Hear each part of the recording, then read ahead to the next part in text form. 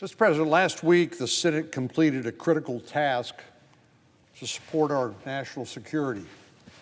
After months of uncertainty, this chamber overwhelmingly approved a bill to reaffirm our commitment to our allies who are facing unrelenting aggression around the globe. This legislation will bolster Israel's fight to defend itself against terrorists like Hamas. It will support Ukraine's ongoing defense against Russian forces who are violating their sovereignty.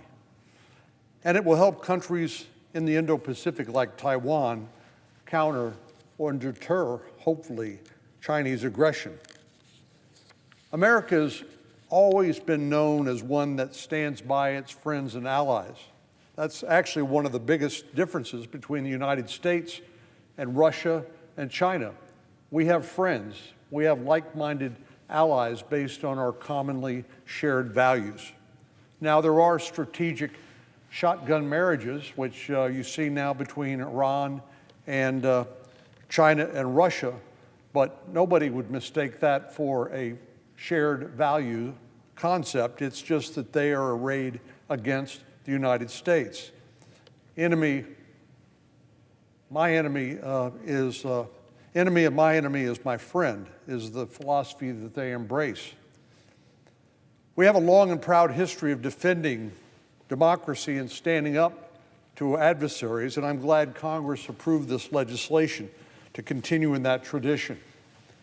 As America's friends and allies combat evil around the world, we're seeing a new wave cropping up right here on American soil.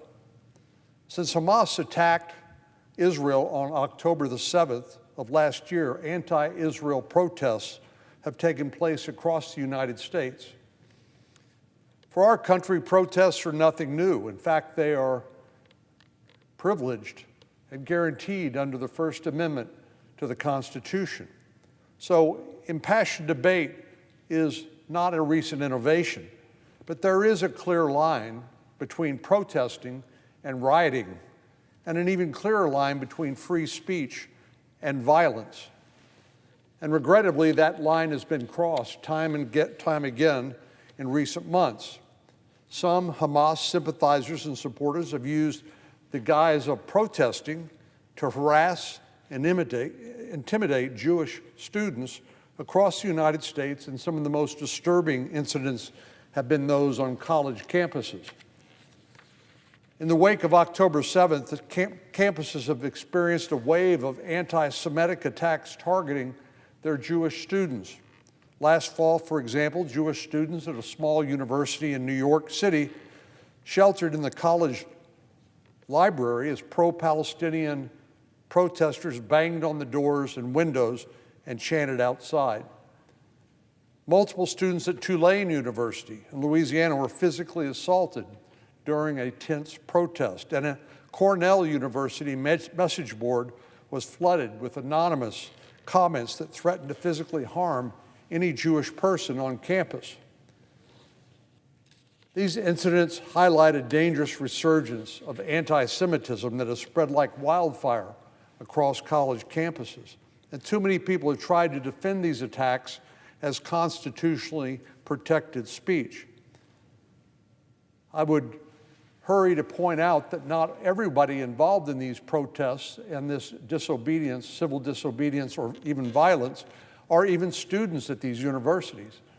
And in many ways, I think this is another manifestation, another indication, more evidence that many of our institutions of higher education have lost their way. They should be focused on educating the next generation of American leadership, not engaged in primarily focused on this sort of activity. So it's shameful and disingenuous to suggest that attacks, particularly physical attacks and threats against Jewish students, qualify as protected speech.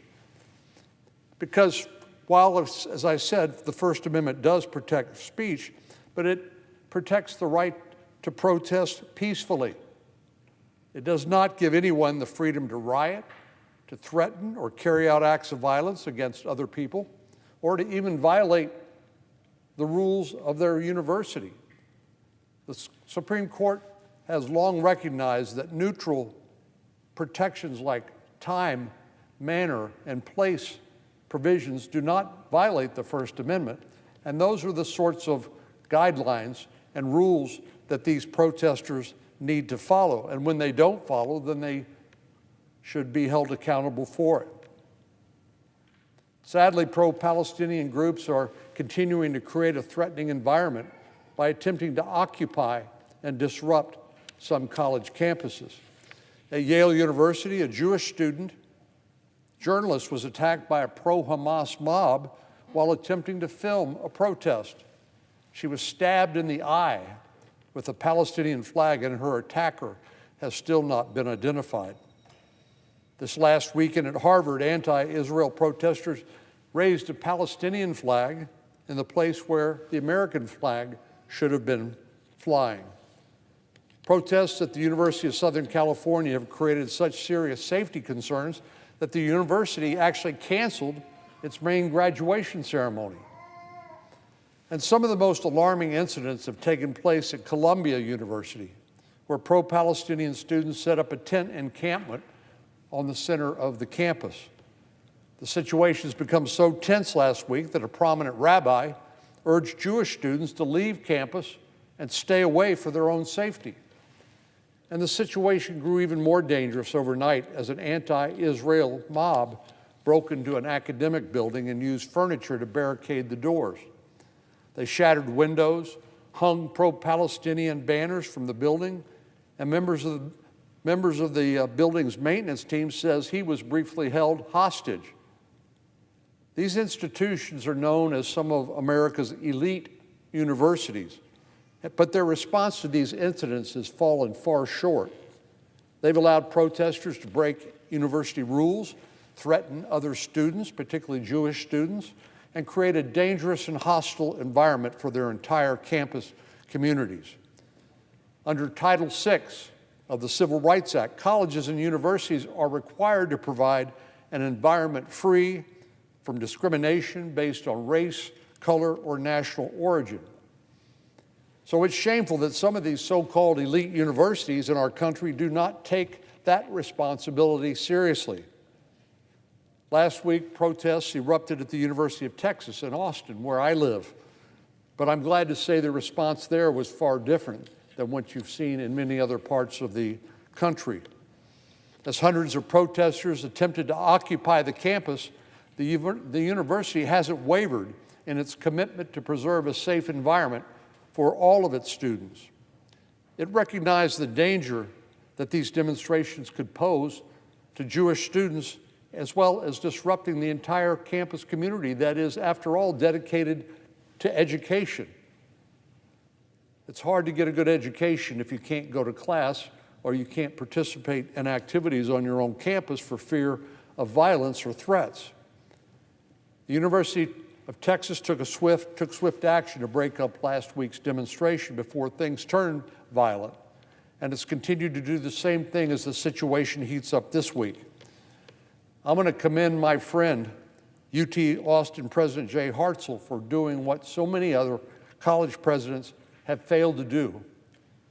As protesters took over the campus, he, with the backing of our governor and our other elected officials, made it clear that the university's rules would be enforced. As we've seen at college campuses across the country, uncontrolled, I should say, or out of control protests create a very dangerous environment for all students, the faculty and staff. They create an especially threatening environment for Jewish members of the campus community who are targeted solely based on their ethnic identity or their religion. These types of attacks are despicable and un-American, and I'm glad the University of Texas at Austin made it clear that anti-Semitism has no place on its campus. Last week, 26 of my Republican colleagues and I urged the Biden administration to do more to protect Jewish students on college campuses. Anti-Semitic mobs are paralyzing many campuses and threatening Jewish students. Given the wave of protests across the country, the Biden administration must do more to combat anti-Semitism and ensure that every student has a safe place to learn. Universities, of course, are no strangers to activism. Generations of young people have organized protest and raised their voices on a variety of political and social issues, and that's entirely appropriate. The right to protest is fundamental to our democracy, but, Mr. President, it does not grant anyone the ability to say or do whatever they want without consequences. Recent demonstrations have turned into a breeding ground for anti-Semitism, and we must do more to protect all of our students and restore safety to our college campuses and restore the very basic mission for which they were founded, which is to educate the next generation of Americans. Mr. President, I yield the floor, and I would note the absence of a quorum.